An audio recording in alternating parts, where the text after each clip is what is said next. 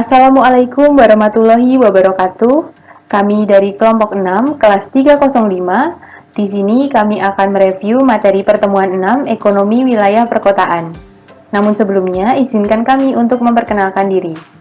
Anggota kelompok 6 yaitu ada Geraldi nomor absen 17 dan Tiara Rosanti nomor absen 28. Di sini, kami akan membahas mengenai pendekatan dan paradigma baru perencanaan kota.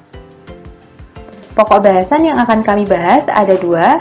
Yang pertama, mengenai pendekatan dalam perencanaan kota yang meliputi rational model, disjointed incremental, middle range model, dan collaborative rationality. Kemudian, bahasan yang kedua mengenai paradigma baru perencanaan kota. Yang pertama, pendekatan dalam perencanaan kota. Esensi perencanaan kota. Planning is setting an organization goals and deciding how best to achieve them. Perencanaan adalah pengaturan pengorganisasian tujuan dan menentukan cara terbaik untuk mencapainya, menurut Ricky W. Griffin. Perencanaan kota adalah penyiapan dan antisipasi kondisi kota pada masa yang akan datang, dengan titik berat pada aspek spasial dan tata guna lahan, yang dimaksudkan untuk mewujudkan peningkatan kualitas lingkungan kehidupan dan penghidupan masyarakat kota dalam mencapai kesejahteraan. Perencanaan kota dapat dipandang sebagai intervensi terhadap perkembangan kota akibat pertumbuhan penduduk dan kegiatan ekonominya. Intervensi yang dapat dilakukan oleh pemerintah meliputi penggunaan lahan, penyediaan layanan umum, dan pembangunan prasarana. Instrumen yang digunakan bisa berupa regulasi, fiskal, maupun penyediaan langsung oleh pemerintah. Tanpa adanya intervensi, kota akan mengalami masalah seperti tidak tertibnya penggunaan ruang kota, menurunnya layanan prasarana kota seperti transportasi, air bersih, drainase, dan sebagainya, kemudian dapat menurunnya arsitektur bangunan dan lanskap kota. Pendekatan dalam perencanaan kota. John M. Levy dalam bukunya Contemporary Urban Planning membagi pendekatan dalam perencanaan kota menjadi 4. Yang pertama yaitu the rational model, kemudian disjointed incrementalism, collaborative rationality, dan middle range model. Pendekatan yang pertama yaitu the rational model. Model ini dianggap sebagai model yang ortodoks yang mendasari comprehensive plan atau perencanaan secara menyeluruh. Ide model ini sesuai dengan namanya adalah membuat proses perencanaan serasional dan sesistematik mungkin. Lingkup perencanaannya adalah untuk keseluruhan bagian kota dan masyarakat serta periodenya jangka panjang sekitar 20 tahun. Produknya dapat berupa general plan, master plan, dan sebagainya. Struktur dan tata ruang kota direncanakan dengan mempertimbangkan kebutuhan masyarakat seperti kesehatan, keamanan, sirkulasi atau ruang gerak, layanan sarana dan prasarana, fiskal, ekonomi, perlindungan lingkungan, dan sebagainya. Langkahnya meliputi define the problem, menentukan masalahnya, clarify values, nilai tingkat kepentingan, select goals, menentukan tujuan, formulate alternative plans, merumuskan rencana alternatif, forecast the consequence, memperkirakan konsekuensinya, evaluate and select alternatif, evaluasi dan pilih alternatif, develop detail plans, kembangkan rencana terperinci, review and evaluate, tinjau dan evaluasi setelah dilaksanakan. Kekurangan atau kritik terhadap model ini antara lain, tidak fokus pada isu tertentu, sehingga perhatian yang lebih ke tahap perencanaan dibanding dengan pelaksanaannya. Usaha menyelesaikan banyak masalah membuatnya sulit untuk direalisasikan, memerlukan dana dan waktu yang besar, dan potensi gagalnya tinggi. Semakin panjang proyeksi, semakin tidak realistik, memerlukan koordinasi kelembagaan yang mapan. Pendekatan yang kedua yaitu disjointed incrementalism. Disjointed itu artinya adalah terpilah. Pendekatan ini menjawab kelemahan perencanaan tradisional komprehensif. Pendekatan ini memandang masalah sebagai hal yang pragmatis, sehingga perlu tindakan cepat untuk menyelesaikannya. Lebih mengutamakan pada unsur atau subsistem tertentu yang diprioritaskan tanpa penelaahan dan evaluasi yang menyeluruh, sehingga hemat dana dan waktu. Contoh produknya itu adalah rencana kawasan khusus, rancangan bangunan, dan rencana infrastruktur. Istilah inkremental dalam pendekatan ini maksudnya adalah mempertimbangkan kebijakan yang sudah ada, mengambil sisi baiknya, dan menambah atau mengubah hal yang perlu diperbaiki. Kekurangan metode ini antara lain, timbulnya dampak yang tidak terduga akibat pandangan yang kurang menyeluruh hanya untuk solusi jangka pendek, kurang efisien karena hanya seperti perencanaan tambal sulam. Ini merupakan perbandingan antara rasional model dengan incremental model. Pada rasional model, teori yang tersedia memadai, sedangkan pada incremental model, teori kurang memadai. Pada rasional model, adanya pertanyaan baru karena merupakan perencanaan dari awal, kemudian incremental model modifikasi pertanyaan lama. Pada rasional model, sumber daya tersedia dalam jumlah yang banyak, sedangkan pada incremental model, sumber dayanya terbatas. Pada rasional model, waktu yang substansial untuk belajar, sedangkan pada incremental model, waktu untuk belajar terbatas. Pada rasional model, banyak hubungan dengan masalah kebijakan lainnya. Pada incremental model, sedikit hubungan dengan masalah kebijakan lainnya. Pada rasional model, berbagai macam kebijakan mungkin bersifat politis, sedangkan pada incremental model, pilihan kebijakan sangat dibatasi oleh hubungan politik. Demikian penjelasan dari saya. Untuk penjelasan selanjutnya akan disampaikan oleh Geraldi. Kepada Geraldi dipersilakan. Oke, perkenalkan nama saya Geraldi. Saya akan melanjutkan pembahasan dari Tia Rosanti, rekan saya. Saya akan melanjutkan pembahasan mengenai pendekatan dalam perencanaan kota. Kemudian selanjutnya pendekatan dalam perencanaan kota selanjutnya yaitu middle range models. Nah, pendekatan ini mengambil posisi tengah antara komprehensif dan juga disjointed. Pendekatan terkenal adalah mix scanning oleh Amitai Etzioni.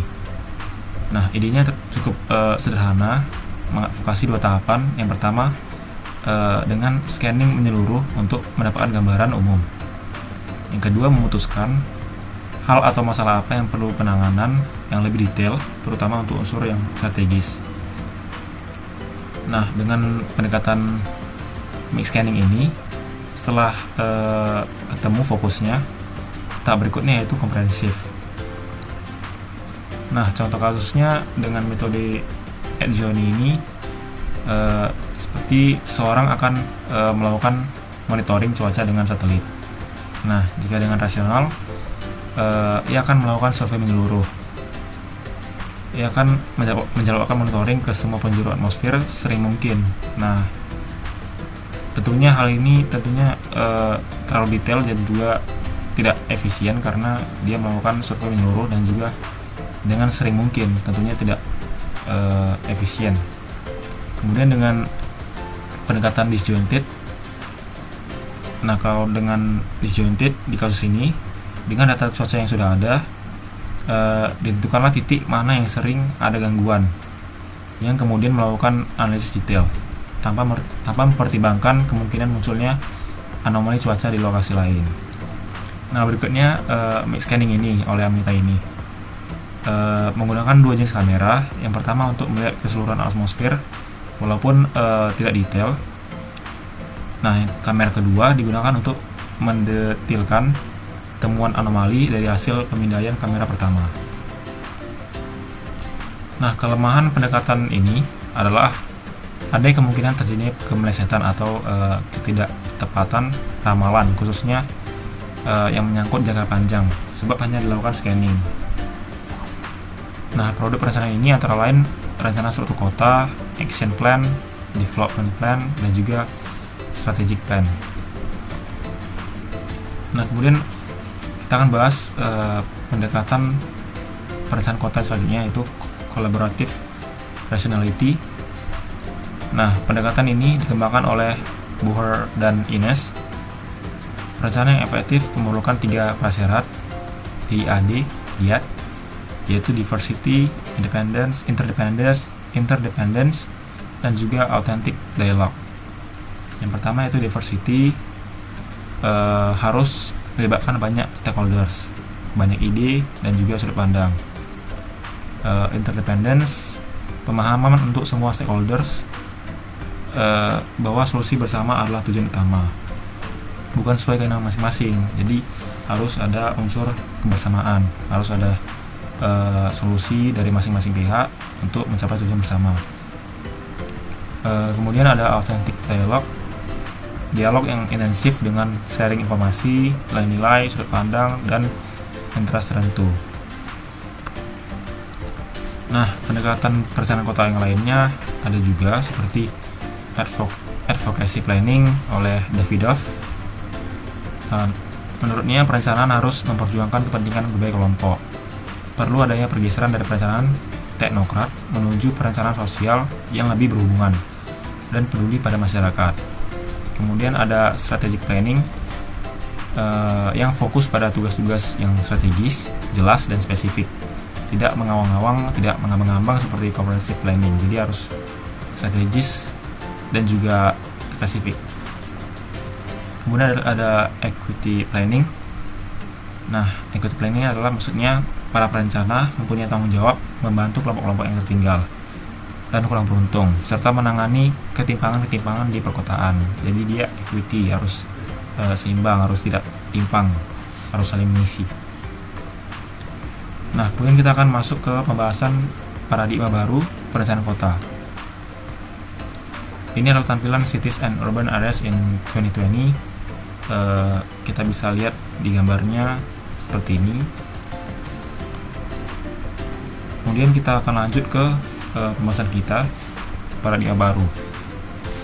Nah, perencanaan tradisional dengan karakteristik rencana jangka panjang mementingkan produk daripada proses. Penekanan pada rencana fisik, kurang ada keterkaitan dengan stakeholders, ternyata kurang efektif menyelesaikan masalah yang ada di perkotaan.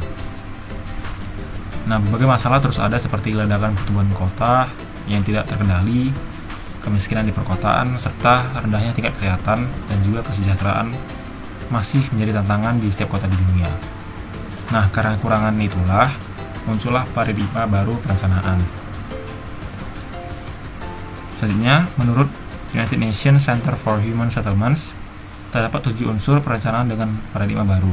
Yang pertama, partisipasi masyarakat.